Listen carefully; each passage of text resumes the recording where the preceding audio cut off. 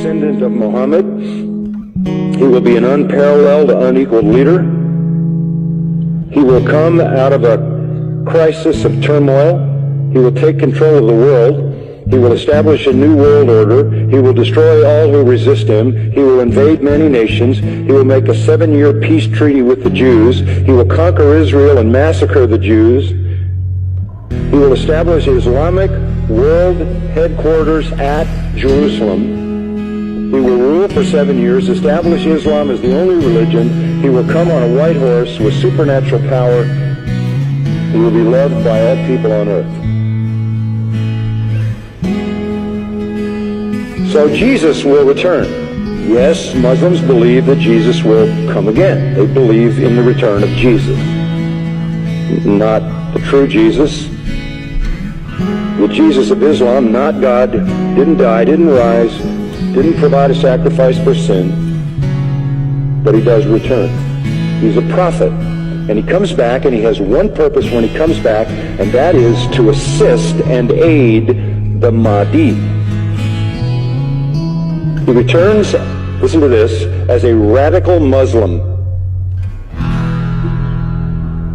He comes back as a radical Muslim. He will arrive, by the way, at a minaret near Damascus. And he will come back holding the wings of 2 angels who flew him down to meet the gathering army of the Mahdi in the east, the army of the black flag. Jesus, when he comes back, will pray to the Mahdi, who is greater than he. He will acknowledge the Mahdi as his Lord. He will make a pilgrimage to Mecca. He will worship Allah, and thus he will lead all Christians who will follow him to reject their notion of Jesus and accept the real Jesus, who is nothing but a prophet and a man. He will establish worldwide Sharia law. He will become the greatest Muslim evangelist, and he will be the final witness on the day of judgment against non-Muslims.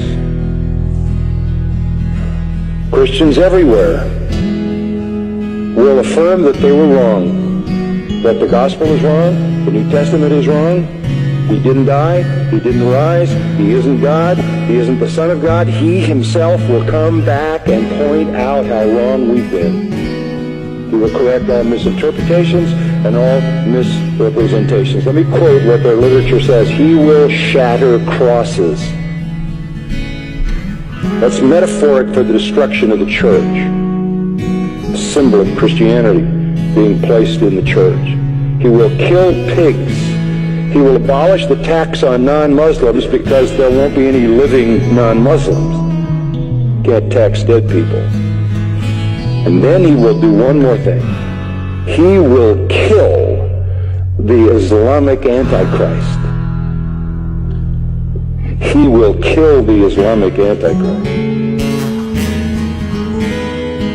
Then he will die and be buried by Muhammad, but not until he has destroyed Christianity by revealing who he really is.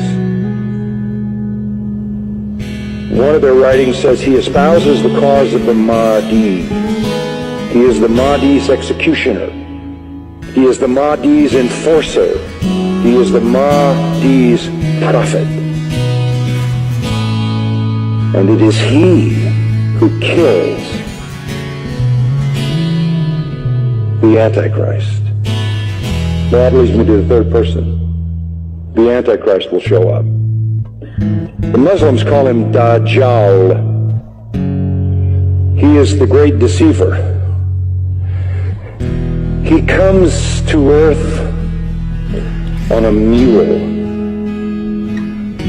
and he's blind in one eye. He is an infidel. He is a false miracle worker. This Antichrist, this Islamic Antichrist. But you know who he claims to be? He claims to be Jesus, the Son of God. He claims to be deity. He will attempt to stop the Mahdi